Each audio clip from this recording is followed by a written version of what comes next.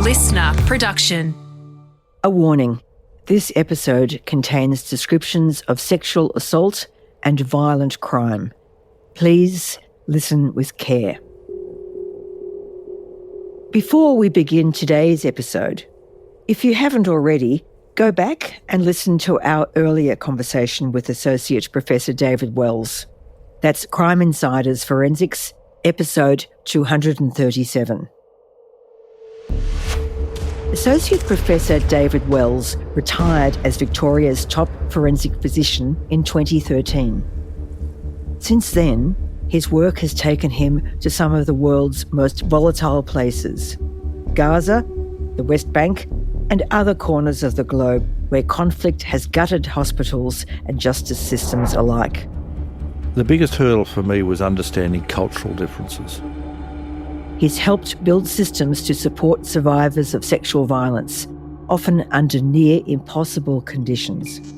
Access to electricity is limited, sewerage systems are not functional, access to good quality healthcare.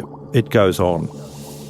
In this episode, David takes us to the front lines of forensic medicine in a conflict zone and reflects on the challenge of treating survivors where hospitals barely exist and of navigating the cultural, legal and ethical landmines that surround violence in war. Seeing things that for most of us would be outside our reasoning or understanding on a daily basis does take its toll. What does it take to offer care and credibility when the world is falling apart? And what role can forensic medicine play, not just in accountability, but in healing? My name's Liz Porter. I'm a journalist, true crime author and forensic science obsessive. I've spent my career uncovering how forensic science cracks the toughest cases, writing 3 books on the subject and earning a PhD in the history of the Victoria Police Forensic Science Lab.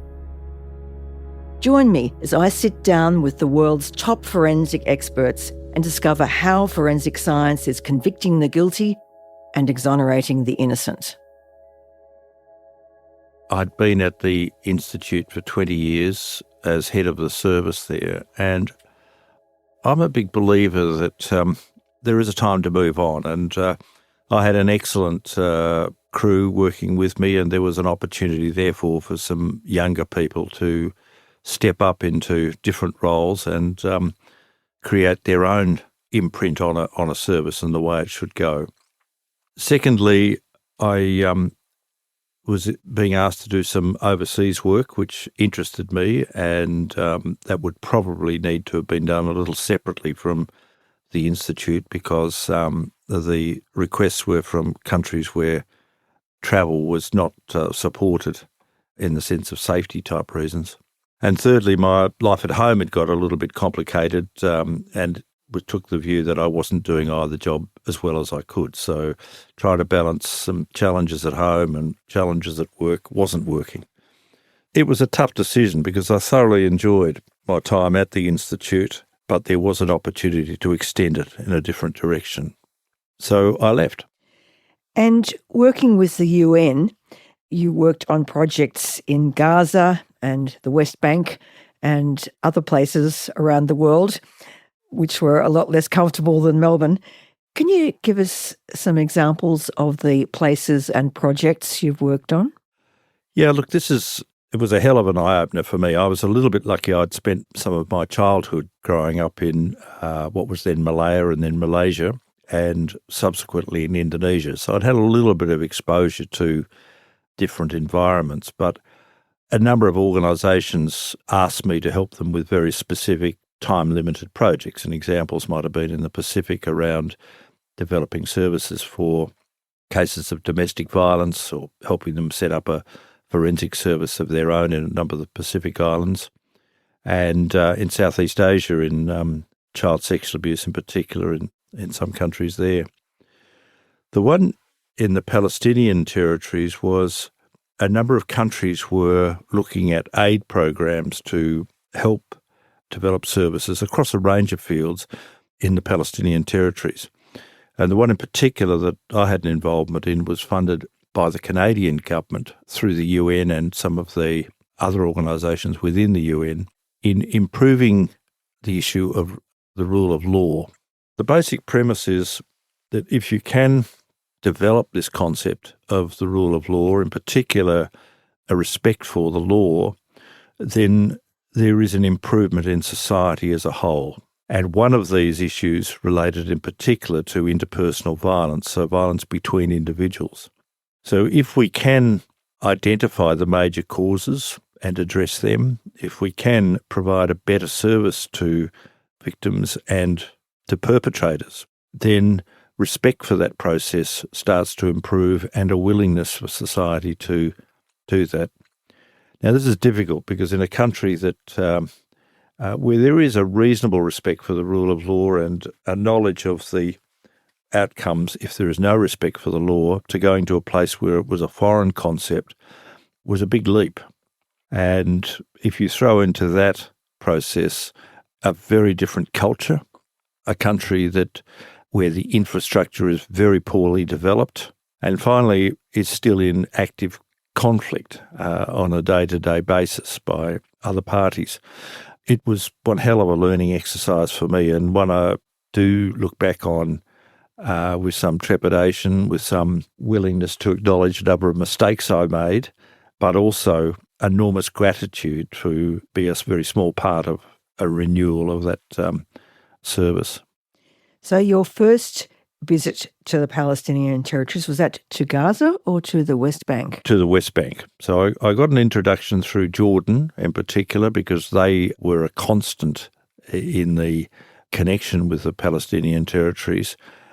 Absolutely eye-opening accounts of visiting a number of the refugee camps in that country, and now there is a lot more because they've got in excess of 1 million Syrians living there in refugee camps in the northern part of the country. And to get an understanding of the deprivation of the people who have been separated from their homeland, often leaving environments where they were secure, reasonably well off, and now living in facilities where access to sewage, to electricity, to clean water, to food, to jobs was very, very limited indeed.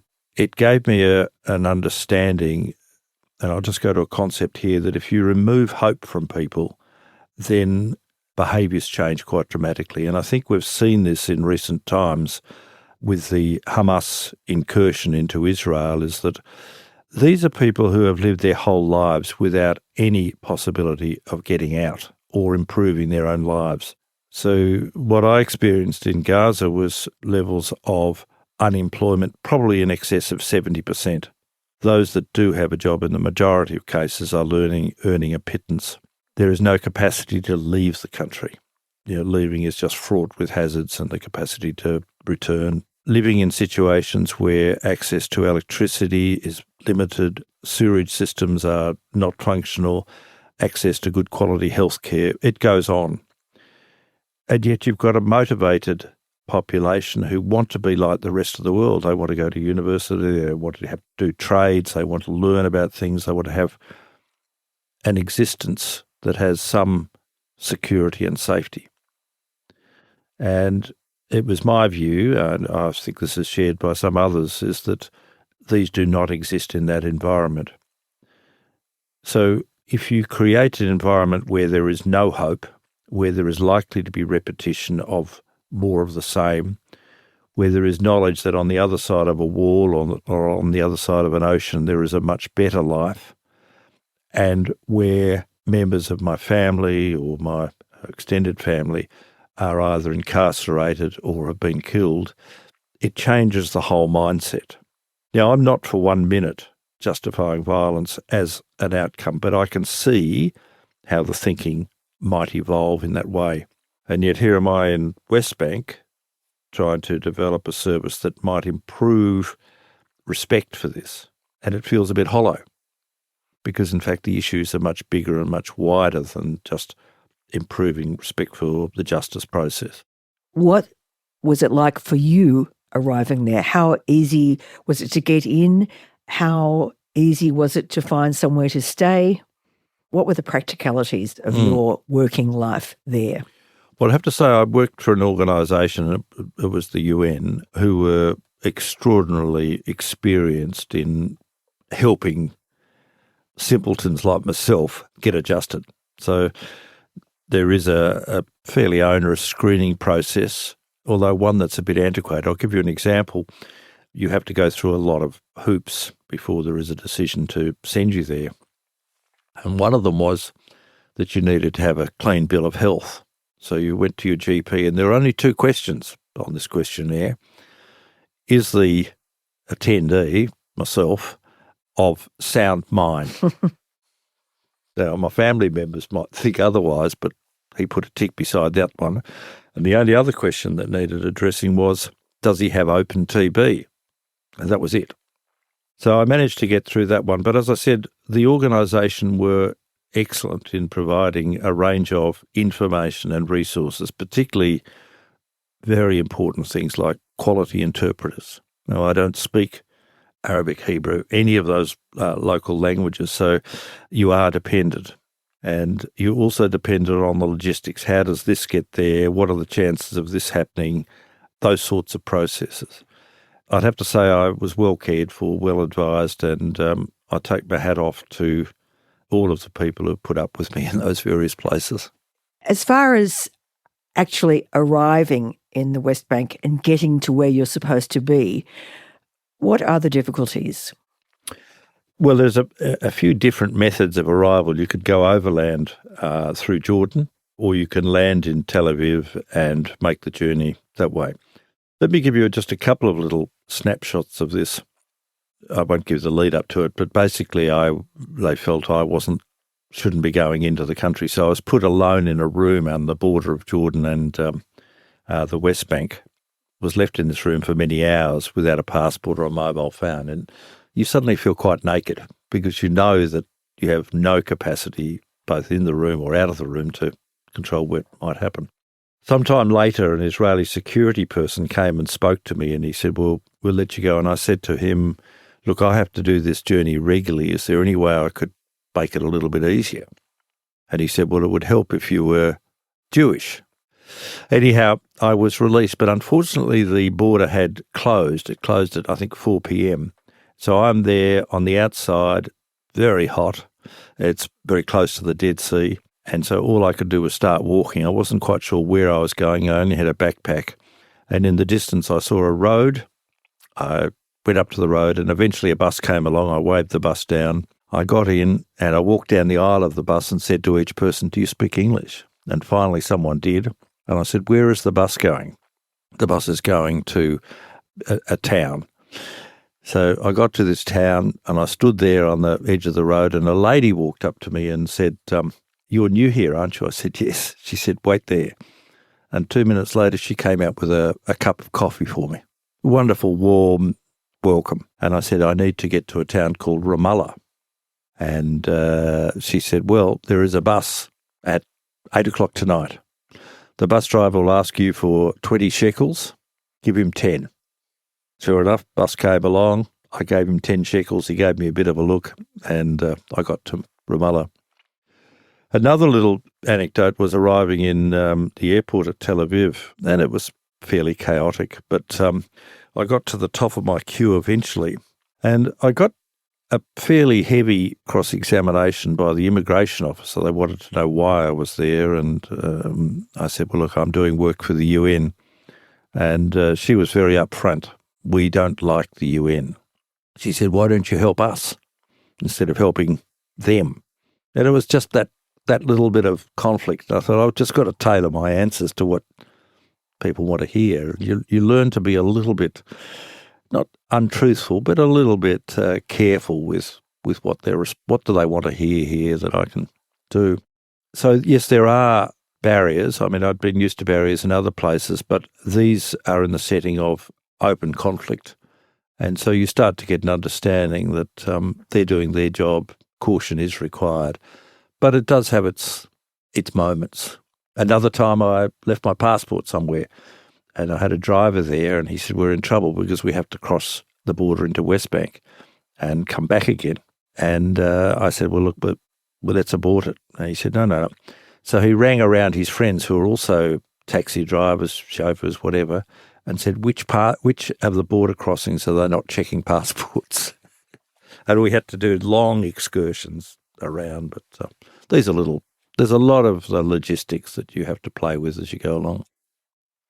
So can you give us a sense of what it's like arriving in Gaza or in the West Bank and you're being asked to set up a program to deal with victims of sexual violence? What's the first step? Understanding what's been done before you, what worked, what didn't work and why.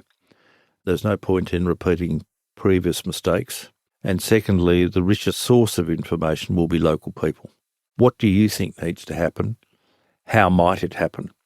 I must admit the women's groups in the West Bank are extraordinarily resourceful, interested, enthusiastic, acknowledging what they haven't got and acknowledging where they'd like to go. And that partnership proved invaluable because it was through that and oiling the wheels a little bit. I'll give you an example. In Jordan, there is a sexual assault service in Amman, the capital there, and I went to visit it.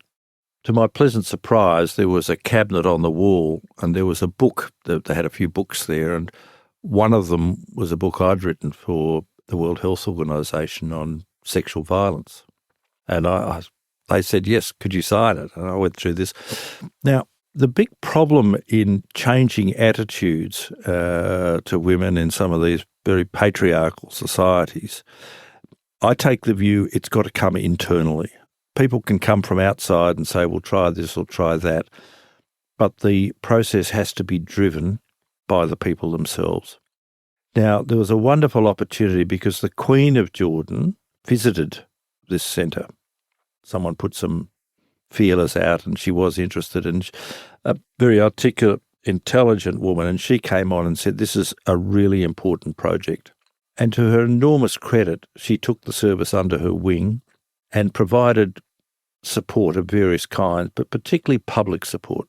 Here was the Queen advocating for the rights of women, for the rights of victims, for the rights of disenfranchised people. What it did to the movement in that country was significant, but what it did to the staff of the facility was wonderful. Suddenly they felt that they were front and centre and that they were doing important work, and it got a momentum of its own. Very good people wanted to come and work there. Good people stayed. Now, we haven't achieved that successfully elsewhere, but it's slowly happening, particularly legal advocates, a number of the social support services. Always a big hurdle is the police because they are fairly locked into a way of thinking, and this is the way things get done. But for all of them, providing sort of open workshops and talking about what is it that's missing and how can we get there. You've all got daughters, you've got wives, you've got female friends. How do you see them going down a pathway that's littered with these terrible personal beliefs or obstacles, and how can we get around them? The biggest hurdle for me was understanding cultural differences. So, for instance, one of the issues was the personal safety of people who reported they'd been sexually assaulted. This was a real issue. And this is in Jordan or this is in the West Bank? In the West Bank. I suspect it's not dissimilar in a number of countries. I mean, even here we've had situations of retribution on people who report crimes to police. But there it was different. And the process there was if a woman reported, there was a high risk to her personal safety. And many of these women, after the report was made, were immediately placed into shelters. And for some of them, they spent the rest of their life there. Completely marginalised from their own community, family and others, but the feeling was that they were at very high risk of damage. So there's those intricate arms of a functioning legal system needs to acknowledge and accept and address that as well, because on one hand, you may well be preserving her life, but on the other hand, she's being penalised for reporting. And there's a very uneasy balance to try and achieve there. So at the moment in the West Bank, what do the services look like for women? Look, there is a long way to go, but I'd have to say that listening to stories of what things might have been like decade ago or a generation ago. I think public awareness has improved dramatically. I've recently been doing a bit of work in the Ukraine, and the level of sophistication is quite different. But the most crucial issue in that country, in the West Bank, and in a number of other countries I've worked in, relates to men's attitudes towards women. It's crucial. Now, forget all the forensics. It's all about how men perceive women, how men treat women, and progressing that does require local knowledge and addressing. You can sit there and observe it, but why would a victim report an offence if the first person they meet is a police officer who accuses of making it up, or a doctor who's sceptical of the story, or a legal system who wants to put her through the grinder? Why would you? So you don't. Are we any different? Probably not. So when you arrive somewhere like Gaza or West Bank and the infrastructure is fragmented, the services are barely functioning, how do you even begin to provide sexual assault care? What's the first step? For me, and this might be a simplistic way, it's about addressing the health and welfare issues first. Because if these cases go nowhere through the legal system, if you can go to bed at night and think, well, look, I think I made a contribution, or the system made a contribution to her health and welfare, there's a very small step forward. If we can get more people being prepared to come forward and report it, they get an early intervention rather than no intervention at all. And if their health and safety is guaranteed or addressed, at least the system's made small steps. So getting a change of thinking around police, around lawyers, around doctors, around the community, that sexual violence is an extraordinarily destructive form of behaviour. It can happen to anyone, and there are no excuses for it. And a mark of a society is that it protects and acknowledges the more vulnerable members of its community. People sign up to that sort of process. But I'm not saying it's always successful. It's always going to be very small steps. And ultimately, the drivers have to be locals. I mean, in Australia, if a esteemed toxicologist came into this country, say from America, and said, you Australians drink too much, you've got to stop drinking beer, nothing would happen. Nothing would happen. And yet, internally, we've been very successful in driving down or changing a lot of the markers of alcohol abuse. So it does happen. So are there key people when you arrive that you need to talk to, that you need to get on your side? And who are they? Providing services to victims of violence, particularly sexual violence, is a cross-professional activity. You know, there's everyone from the education system, the judicial system, the police system, social work system, across all of those. So all of them need to be partners in this process, and omitting any one of them is not going to work. It's not going to work at all. So, and you'll find people in each system who are enthusiastic about doing it. I mean, everyone wants their society's life to improve. The problem in places like Gaza is that life is so bloody hard, so miserable, so tough, that it can fall off the radar a little bit. If there is violence on a day-to-day activity, if there is absence of access to medicines, to sewerage, to whatever it might be, me coming or someone else coming and talking about sexual violence just falls off the radar. So those issues need to be addressed, and they haven't been. Presumably there are places that you were in Gaza years ago that are now no longer there. Yeah. I left Gaza 5 days before that Hamas incursion into Israel. I think if I hadn't left, I'd be leading an underground existence by now. But I had contact with a lot of, particularly the medical people, the health people, security people in Gaza, a lot of whom have died. So I've tried to maintain contact with a lot of them. Some of them I don't hear anymore. Some people have told me they've died or they've disappeared or something. But I would get 3 times a week contact with particularly the medical people in that country, and they send me material that's very, very confronting.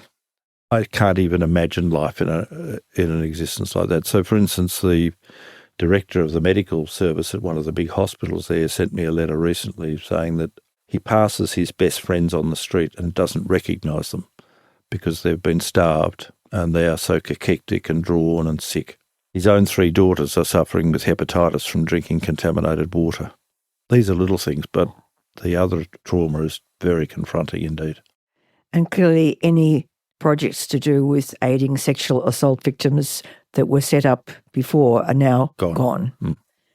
I mean, you'd like to think that there's probably been a seed of thought around this, but there are priorities, and the biggest priority is staying alive.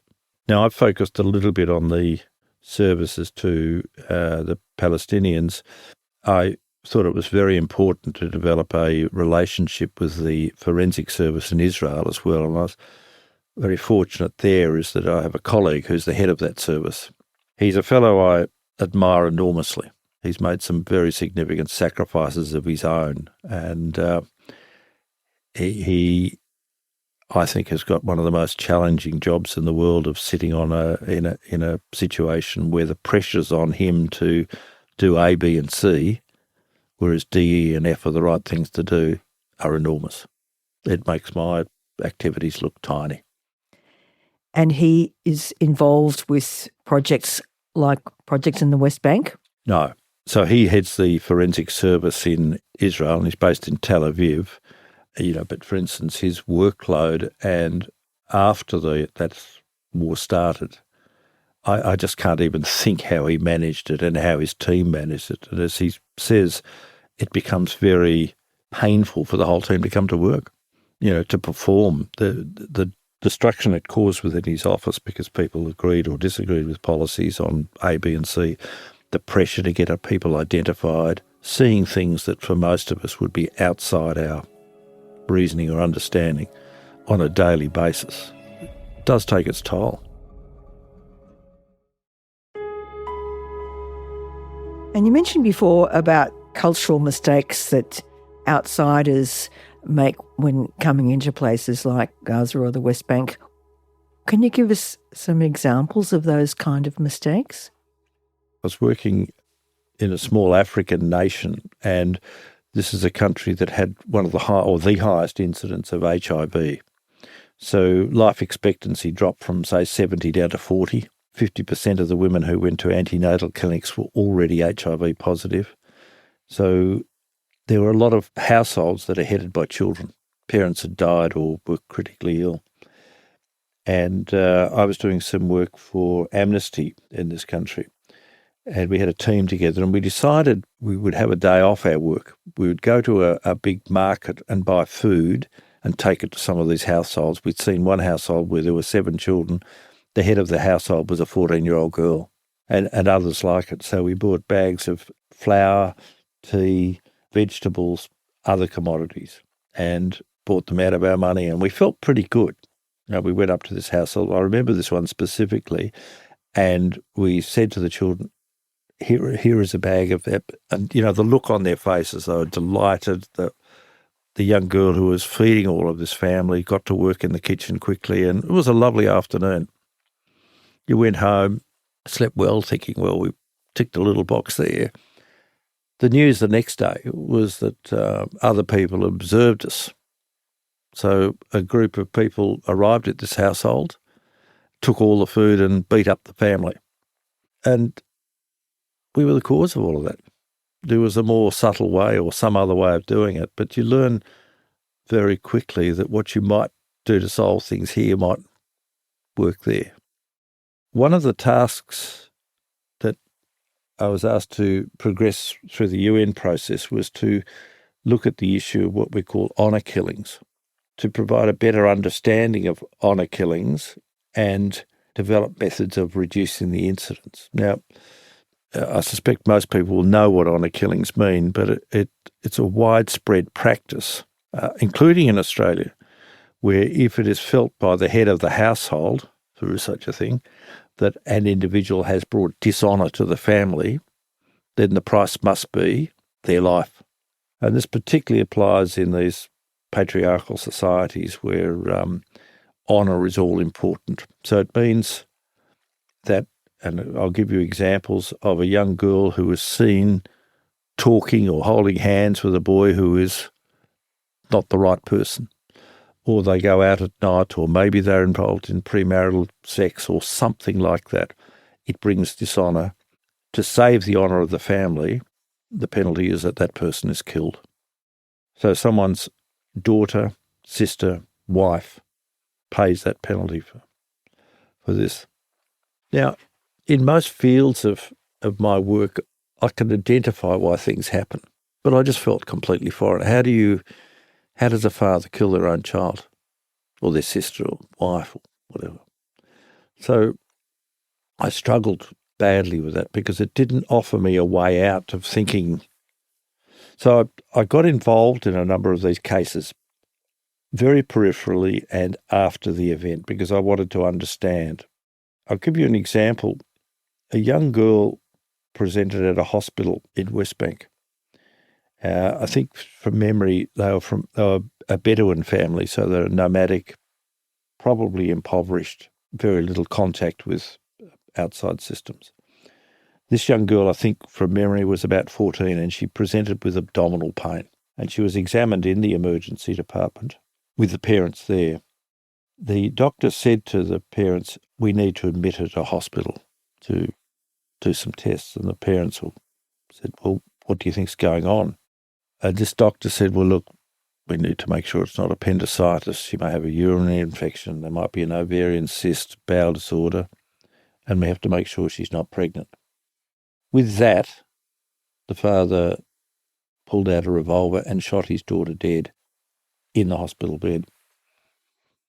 So I'm told about this case and I asked to speak to the group of the medical people involved, nursing people involved. And we went through this case, very confronting for them. They were terribly upset. But my question to them was, well, why was this mentioned as a possibility? I mean, there's a range of other events and you've given them 2 or 3, enough there to justify her being in hospital. Surely you must have known the consequences of this in a 14-year-old girl. Because if someone like a doctor says, I'm worried about this, it would be easy to join the dots and say she's told him something or her something that brought that about. Or if a doctor says that, he's put it together and thinks that this is a possibility. So the shame that would bring was pretty predictable. I'll never forget, the group said to me, well, we were taught in our training that you're always honest. You tell the truth to your patients. You treat them as one of yours. I said, well, sometimes it also pays to be a little bit pragmatic. You didn't mention the possibility that she might have cancer. Oh, that's very rare. And I said, well, you chose not to mention that as a possibility. So we went through the options and what might be done if there was another time. And I met up with the group 6 months later on another time there, and I said, so how are you all travelling? Because I was very aware of the fact that they were really not. That's effectively seen an execution happening right in front of them. And they said, we're doing what you told us to do. I said, oh, what was that? She said, we tell lies. I mean, a slightly positive outcome to a horrible situation, but it really brought home to me, I have no understanding of this. This has to come from an internal process of education, but these are cultures that go back through eternity. And yet the doctors that spoke of a potential pregnancy in front of the young girl's parents, they were local doctors. You would have thought might have been cognizant of those issues, but they weren't. No. I've got a number of other examples where this goes wrong, but a lot of it, I mean, it all relates to men controlling women, women's sexuality and things like that. Another example relates to virginity testing. Now, this is a barbaric, unscientific, stupid, men-driven process where a number of societies, including parts of Australian society, put a value on this small piece of tissue that sits near the opening of the vagina. And it's been promulgated always by men, but perpetuated by members of the medical or the health professions that this is important. But there is no science to it at all. So It's interesting, being head of a service, it came to me very early that the whole concept of virginity is a nonsense. So I banned the use of the word virgin in medical reports because it was always there, but it just didn't add up. So, over there, virginity testing, and this happens in a lot of countries, is performed for a range of reasons. Interestingly, in Turkey, it can be performed as part of a pre-employment medical for people entering, particularly, I think, the nursing profession or the teaching profession, that they have to have a certificate of virginity. Now, there's been a lot of work done on this area, and a lot of the major medical institutions now have banned it with threats to the practitioners doing it of disbarment. And that's been very effective. I met a doctor from Turkey. She was involved in doing these. And I said, how can you get involved in something like this that it has no science to it at all? It's so destructive on the young girl. We've got cases of suicide before or after the examination. You write a certificate that has absolutely no meaning. And her response, I'll never forget, she said, if they pay for the service, they get the certificate they want. She was just being bought. So one of the successes we've had in some of these countries now is that, again, virginity examinations are forbidden. So in West Bank now, they don't occur. I have some good old rows with colleagues in Saudi Arabia and other places around this. But I think there's a pretty strong movement, and particularly the women's groups can push this very hard, that this is a practice that should fall by the by. And when aid workers are basically on the ground trying to treat survivors of sexual violence, are there legal barriers sometimes, medical barriers to them doing their work properly? Yeah, there's always. What are they? Well, I mean, it's not my role, for instance, to get involved in treatment. I have to sit back from that. I'm not a registered medical practitioner in their country. I have no rights whatsoever to do that. Our rights are one step backwards, if you like, to provide some observations, listen to their story, what they did, what might have occurred. It frees the shackles a little bit because you don't have that in front of you. You also learn a hell of a lot. And I would be first to admit I probably learnt a lot more than I've taught by going to these places. In this African country I worked at, I wanted to see how sexual assault victims were managed at the hospital. In Australia, we would do HIV testing on a small number of victims of sexual violence if the account of what happened made us think that they were a higher risk of HIV, but not very common. In this country, they do an HIV test as soon as the woman walks in the door. 2 out of the 3 women I saw were already HIV positive, and they're in their 20s. Now, you sit there and think, this didn't even come onto my radar. And your whole management changes immediately. And, every place I've been to, I've just sat in wonderment of these things. We could learn a lot from these things as well. We could learn a hell of a lot from life, from these different cultures. What are some of the things we could learn? There's a range of things around the family network, the importance of family and the importance of supportive families. If someone falls off the roost a little bit, another member of the family will come in and take over that role rather than the person being pushed out. And I find that extraordinary. The days of 2 or 3 generations living under one roof where the older generation pick up the role of particularly looking after young children to allow others to go out for work or do other things. It's so important to that culture. I mean, I'm not a big subscriber to this, but the role of religion is critically important in some of these communities, whereas here it's of a slightly different role. There's just so many of these little gems that you stumble on. Now, you've written, I think, several papers on how forensic examinations should be done in difficult cultural settings. And I gather you say the situation has to be safe, of course, for the victim and for the forensic doctor. Have you been yourself in a situation where you've had to say this examination can't proceed because the situation's not safe? No. I mean, I know in the countries I've visited, I'm not involved in the physical examination component of it, but, I'd have to say when I listened to the story provided, I thought this person put themselves at risk. By reporting? Well, either by reporting or by providing the service.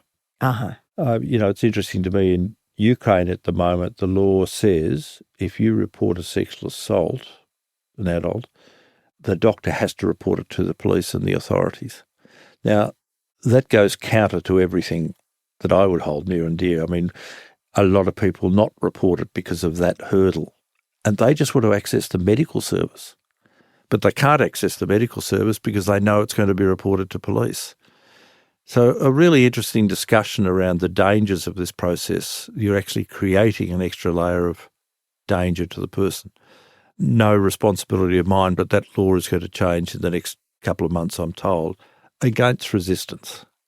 There's a lot of intricacies there, and I always can't underestimate the strength and the preparedness of people to take risks to provide service to others. The people in Gaza at the moment, I suspect people in Tehran, Tel Aviv, who are involved in some of these processes, do it knowing that there is a good chance that they will be killed or seriously injured in providing a service to others. They will provide the service no matter what. And I see these examples coming out of all of these conflict zones of magnificent human behaviour in addressing what's been very poor human behaviour. So the war in Gaza, still ongoing. Can you see an end in sight? No, I can't. As I said, I've worked in a few places, but I've never worked in places where hatred dominates thinking. And I'm not being specific here, but I have no answer to that. I sat in a room on a few times and chairing meetings, and the answer is to kill people. And you say, but hold on, that's not an option. Why not? I don't know an answer to that. And you can, in our country, the best I can do is dislike some people perhaps, and it's usually transient. But you just can't work with hatred. So if anyone's got a solution to that, it's a way forward. But I can't see this process being over. And there are some outrageous things being said about the way to solve it. We don't learn well from history. If and when that conflict does finally end, there will be a huge forensic response required. Can you talk about some of the things that will be necessary? I suppose to go back to an analogy of a natural disaster, a tsunami or earthquake or something, a large number of deceased people on site. The priority then is to find these people, to identify them, to provide information to families and to bury them. Over there, I can't see this happening. I mean, we think there's tens of thousands of people buried under rubble. And that's, some of them are now, 18 months under rubble. There'd be skeletal remains only. To identify on that scale would be massive. To find the people is massive. You've got to effectively remove all of the rubble from hundreds of square kilometres. The second is, how do you identify them? I mean, there is no DNA database. In many cases, the whole family have been killed, so your ability to get DNA. Medical and dental records have gone. It's going to come down to physical identification, but if it's skeletal remains, one scenario might be a young girl's body is drawn from the rubble and it's mostly skeletalised, but she's wearing a dress that someone recognises. Is that enough to satisfy identification? No, it's not. So there's going to have to be some very pragmatic approaches to this and the key people involved must be the local people, whether they be religious, whether they be community leaders, whatever. But the chance of that happening with the approval of the invading forces, I think, is remote. So do you think forensic medicine has a role to play in helping rebuild systems and communities after conflict? I do. I think it's one of a very large number of important roles. And you look particularly at some of the mass disasters that have occurred in our part or other parts of the world, have developing a better certainty as to what happened, assisting in the identification of individuals with a degree of confidence that communities have, because it forms part of that law and order. So I think there is a significant contribution of forensic medicine, and that's both to the living and the deceased, to the justice system, but also to the wider community. And that's where it sits at the moment. But as we said before, compared to all else that's going on, it sits down the priority list a little at the moment. So what has your international work taught you that Melbourne hasn't? Patience, better understanding of local issues, local cultures, the strength of people to willingness to do good under overwhelming adverse circumstances, and the frailty of our species. We're not a good species. And one last question, David. Is there a memory of your time in Gaza or the West Bank that stays with you? Look, probably the colleagues I worked with, local people from a range of areas, people like ourselves, normal people going about their business with a desperate desire to have a life without violence, a life with some certainty, a life with some hope. That could have been us, but we were born here rather than there. They've done nothing to bring this on themselves. Delightful people who, made time to look after me and to others in a hope of bettering their own society. I take my hat off to them because I'm not sure that I could put up with what they've done and still be slightly positive. Well, thanks, David. It's been an extraordinarily interesting and painful to hear a lot of this. So much more painful for you to have experienced it, and 100 million times more painful for the people who were living it. Yeah.